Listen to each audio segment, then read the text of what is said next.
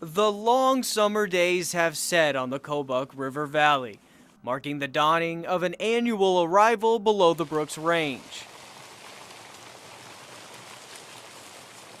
A thundering rumble will fill these lower valleys in the coming weeks as a true natural marvel begins. I think it's one of the most remarkable wildlife, particularly for large mammal phenomenons in North America. I mean, where else can you see, thousands of animals moving through a small area like this? As the fog lifts from the Kobuk, the morning calm rests on the river, well aware it will be disrupted once the dawn breaks.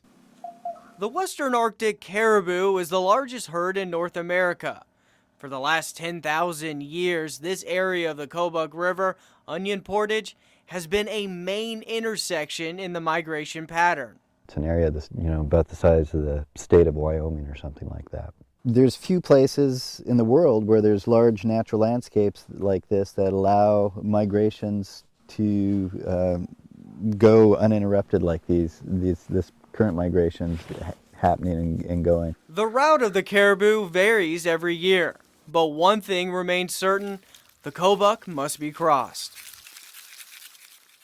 During the colder months, the caribou will draw off their fat reserves they collected in the summer, and as the temperatures drop, they utilize the high carbohydrate plant lichen.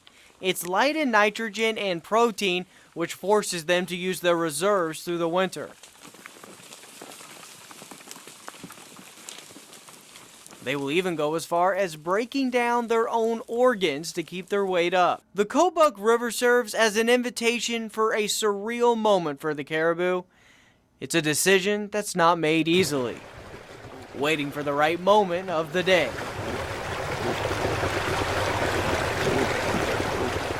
The caribou waste no time in the water, moving quickly to the southern shore. Their hooves are perfectly wide and elongated, serving as a makeshift paddle to get them across.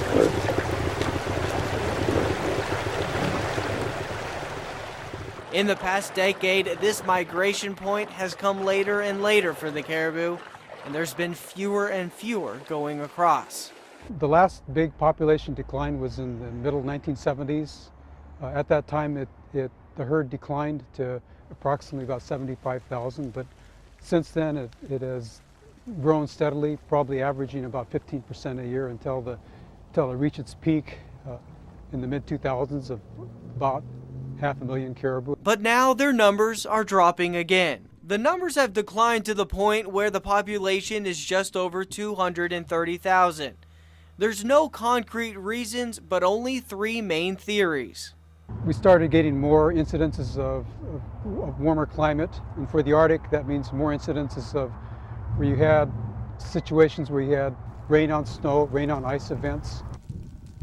That really has a way of preventing caribou from effectively accessing their feed. One of the things that our staff has seen, and certainly it's been reported by local residents, is that there's higher numbers of predators, that bears and wolves that exist within the range of the herd, certainly more than what people have seen 10 or 20 years ago. Another theory is nutrition. So looking at the diets of these guys, nutrition's not as good as maybe a few other herds in the state, but it looks like nutrition may play a role.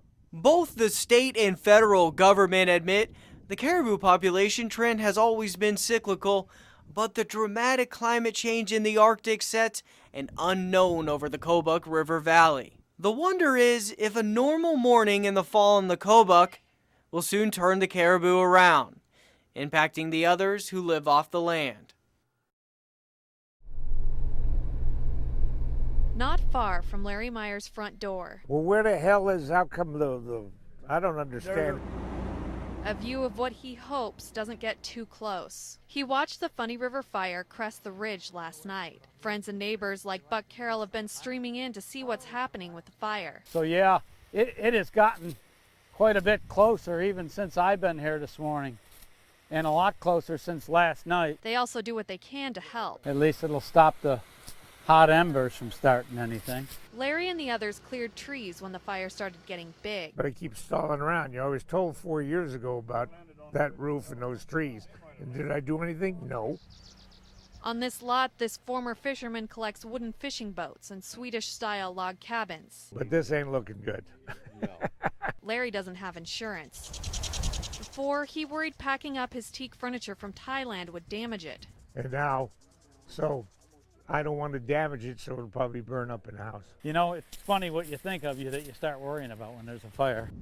This property holds mementos of an adventurous life. Uses money and he travels to strange places, you know. He'll go out in the woods of Cambodia to see the temples and, you know, the back country. This adventure is one that Larry hopes he can soon put behind him. Larry, you're going to be all right. Well, maybe. No, I think you are. Come look at where the flames are now. Days like this don't come around too often here. While the days are long, summers in this fishing village tucked away in the heart of the Aleutians are short. For some, it's a time to play, while others are busy at work. It's become more and more of a desperate situation. Bonita Babcock has worked as an EMT and a community health aide at the local clinic for 10 years. I love people. I love to be able to help people. But Babcock can't always help. Her love has turned to desperation. All we're asking for is safe access. King Cove officials say over the past 30 years, at least 19 lives have been lost. 8 out of 10 times they can't make it in here. They point to the lack of an access road as the reason, pushing for a road that would connect King Cove, Cold Bay, and the only all-weather airport in the area. It's sickening that the only thing standing between my patient and getting them on a medevac to Anchorage is this little piece of connective road. Babcock says in the winter, winds can reach up to 100 miles per hour, creating whiteout conditions. Weather so bad that they say the Coast Guard sometimes refuses to fly. A situation that Walter Wilson says almost cost him and his baby their lives earlier this year. I was just wondering if we were going to make it or not because I couldn't see nothing and it was blowing.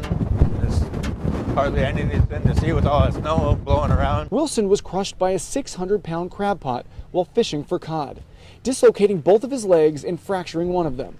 While waiting to be medevaced to Anchorage, his 6-week-old son Wyatt stopped breathing. Despite their dire situation, help couldn't come for hours. It took me about 12 hours because I got in that night about 6 or 7 o'clock that night or something, and it took me until 9 o'clock the next morning to finally make it out after he was medevaced out the first flight.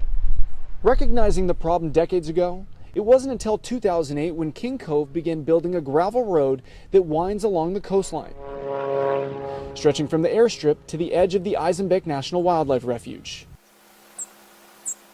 That project was completed in 2013. The original plan to utilize a $9 million hovercraft to transport patients to Cold Bay didn't work because of high winds and seas. It's a good road. It's a good traveling road. It's gravel. It's one lane with the pullout, so people are able to get 2 vehicles by each other if you need to. After about an hour of driving along this 17-mile road, we have finally reached the point of contention. The place where the road ends and the debate between human life and wildlife begins. A debate that longtime King Cove resident Della Trumbull finds insulting, as Secretary of the Interior Sally Jewell recently ruled in favor of protecting the wildlife refuge, denying King Cove the road they are desperate to complete. In my mind, there's no reason we should be having this discussion. People's lives should be more important than the birds. But just across the lagoon, Gary Ferguson of Cold Bay sees things a little differently. All communities within the state of Alaska are faced with the same issue. Most of them, the only access is by air. With King Cove right now, currently, they have 2. It doesn't make much sense to develop a third, especially with that area that's a unique, one-of-a-kind area. Gary says he wouldn't object to the road if there weren't any other viable options, saying King Cove residents have a hidden agenda. The real reason is they want a place to drive their vehicles in the evening, just like we do here in Cold Bay. After more than 35 years, controversy continues to rage on. I feel frustration. It's like you can reach out and touch Cold Bay. A lifeline that for the time being remains just out of reach.